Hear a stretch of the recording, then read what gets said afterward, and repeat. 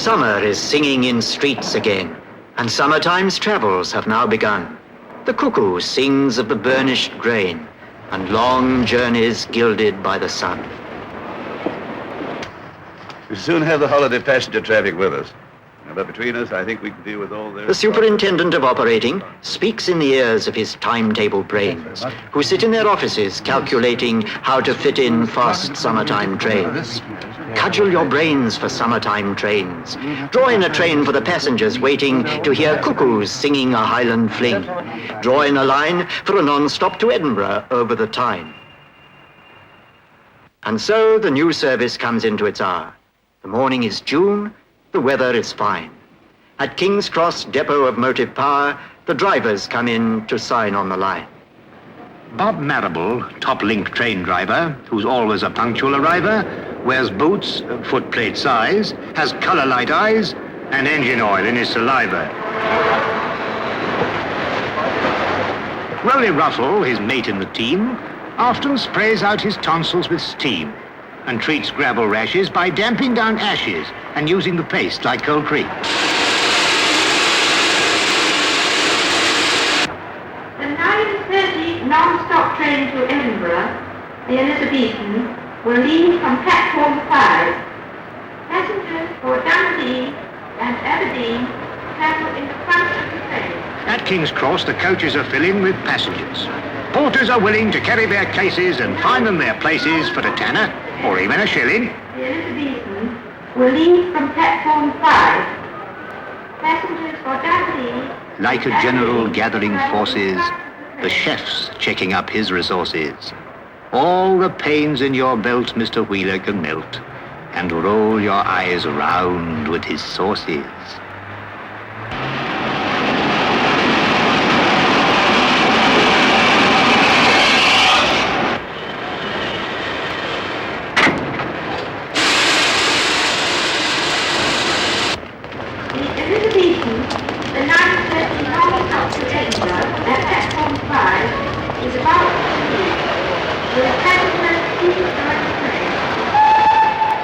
Though the guard may look calm and laconic, his obsession with time is quite chronic. But a punctual start binds the train to his heart. The relationship's purely platonic. At platform 5, the Elizabethan, a special express of the holiday season, summons its strength. And the time to depart marks an ending for some, but for many, a start.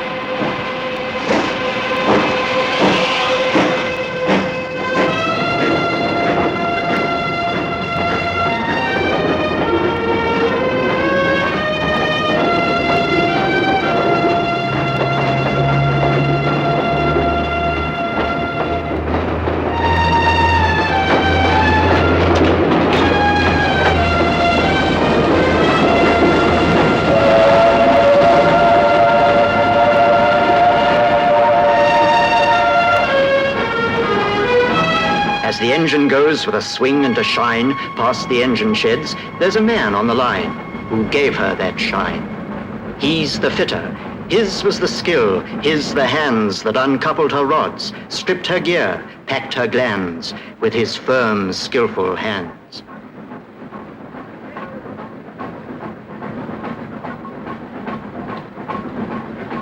And the boy was one of that servicing crew who gave care and craft to each thread on each screw and made it fit true. They're the fitters, the men with the cunning to bring through each big end and piston, valve, spindle, and spring, all that power and swing.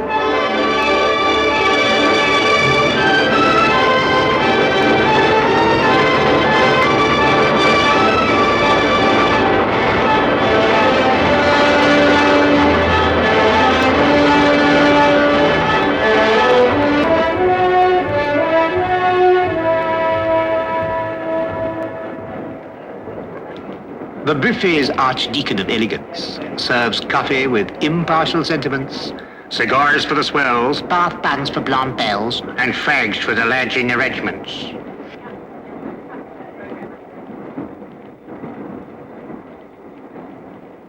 The passengers sitting at buffet tables, the Howards, the Berts, the Cynthias, the Mabels, enjoying the comfort and ease in their seats, careless of crumbs in turnips or pleats, admire the gleam on the chromium plate, the polish on tables, the unfaded state of curtains and fabrics. But rarely give thought to the long years of training, the practice that taught men in large workshops the best way to take a carriage to pieces and how to remake it better than new. The seats that are sat on had to be made to welcome all shapes.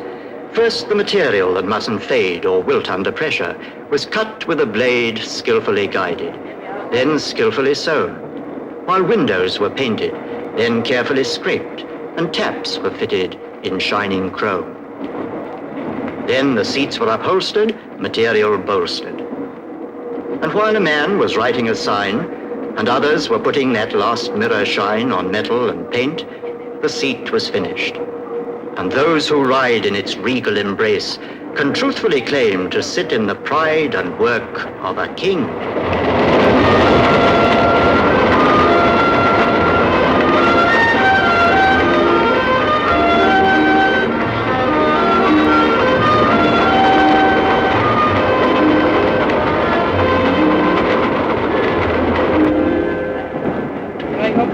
As time gets on, so people get thinner, unless they take lunch or midday dinner. So the kitchen car prepares to fill the waistcoat of Jack and the waistline of Jill.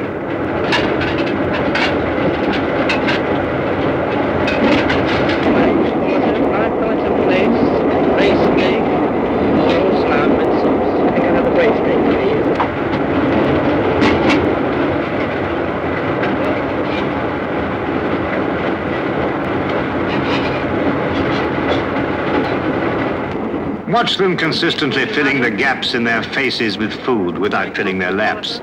They wouldn't be eating as smooth in most cars, or ocean steamers, or even some bars. As undisturbed as Robinson Crusoe by the train's motion, they swallow their meats. What in the railways allows them to do so? One of the factors enabling these feats of filling stomachs without filling laps is the state of the track, which depends on these chaps of the maintenance gangs. The chaps who see that the rails are tight in their several chairs, who see that they're straight and on the level, unlike crooks or stairs, who see that the chairs are firmly fixed, that no evil disturbs the sleepers, who see that the gap's not been stretched in the night by clandestine creepers, who see that this very important small gap will not cause any damage by wrapping some diner's first-class Adam's apple in chicken or cabbage, who see that the passengers riding in clover can take meals on velvet at 90 or over.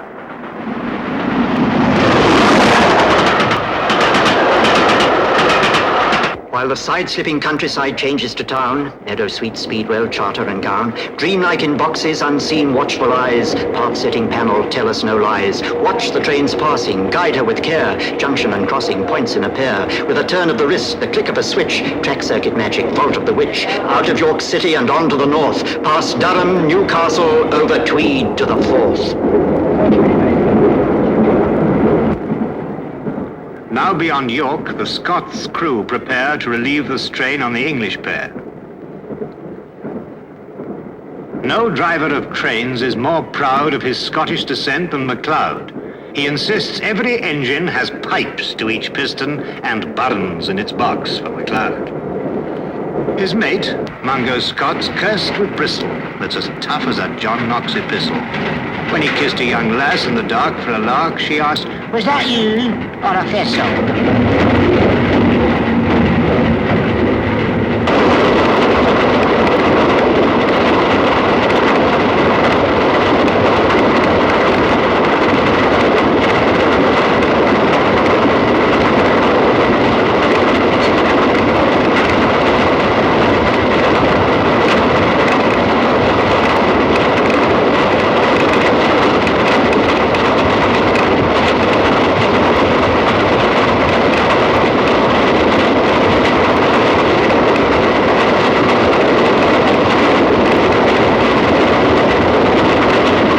Sir Nigel Gresley designed his A4 with the speed of a greyhound, the strength of a boar.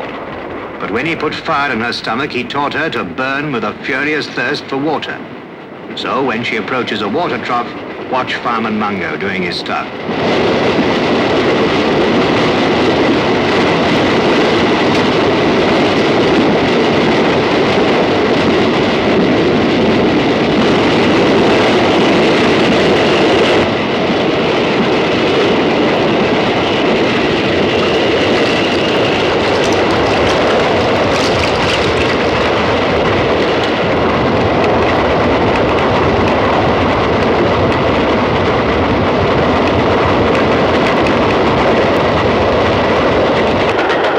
Driver and fireman, relieved of the strain, rest now while the pounding refrain that beat itself into the cells of your brain murmurs along in the voice of the train.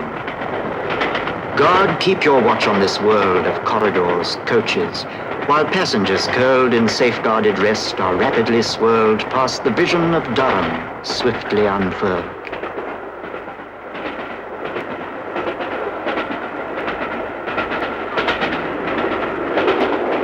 The Elizabethan goes driving onwards, while buffet attendants or restaurant stewards, performing their corridor service dance, try to anticipate passengers' wants, waltzing through coaches to serve in compartments, while signals are serving the train with clear distance.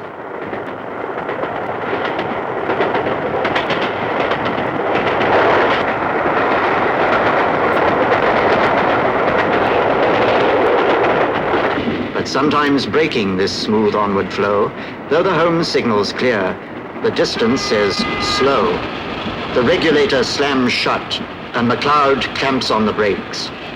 The loud hiss of steam as the train seems to slow to the pace of a cloud breaks the afternoon task and disperses the dream.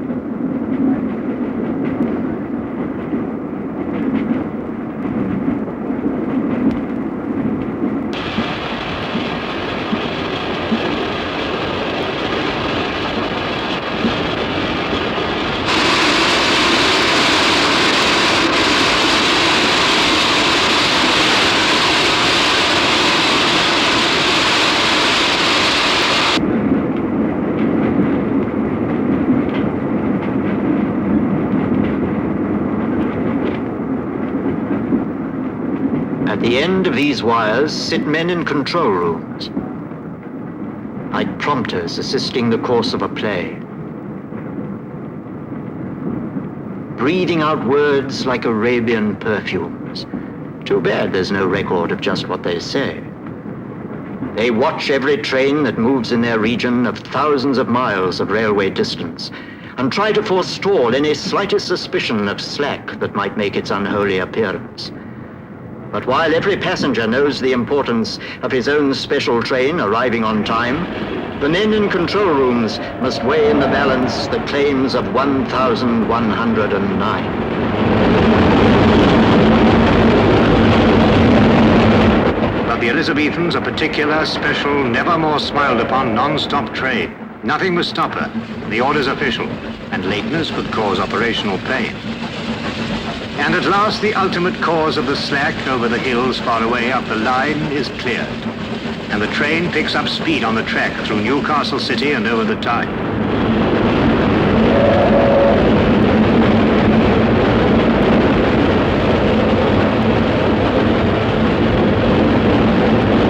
But now the express has lost time. She'll be late unless driver Tony and Mungo, his mate, can make up 4 minutes and nearly a quarter on the difficult stretch running over the border.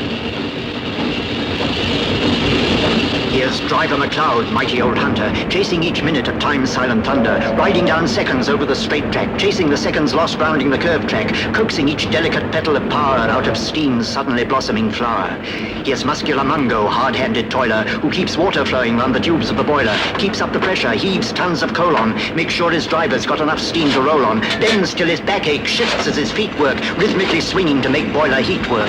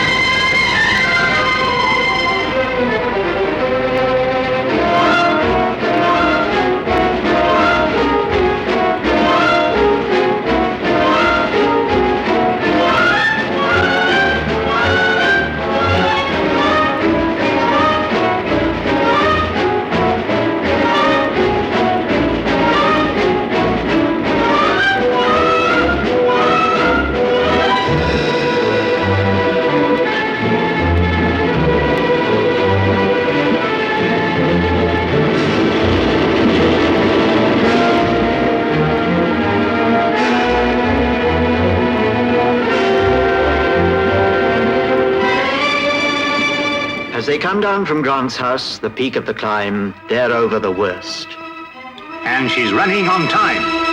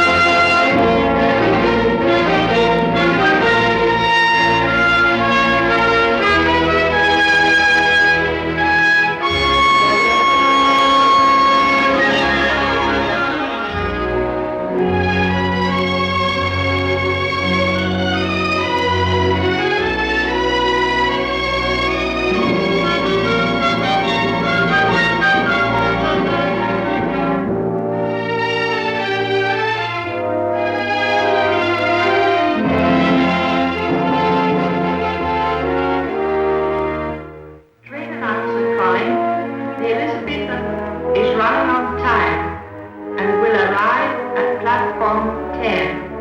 The train now approaching platform 10 is the Elizabethan from London to King's Cross.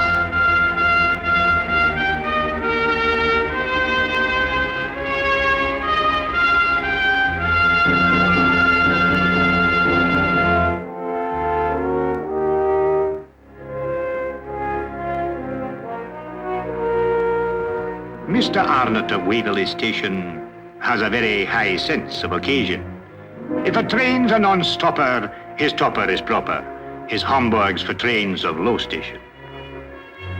The Elizabethan that's now arriving at platform 10 in Waverley Station left London at 9:30 sharp this morning with mothers, with sons in high expectation, with fathers, with daughters, of pounding the path non-stop from King's Cross in 6 hours and a half.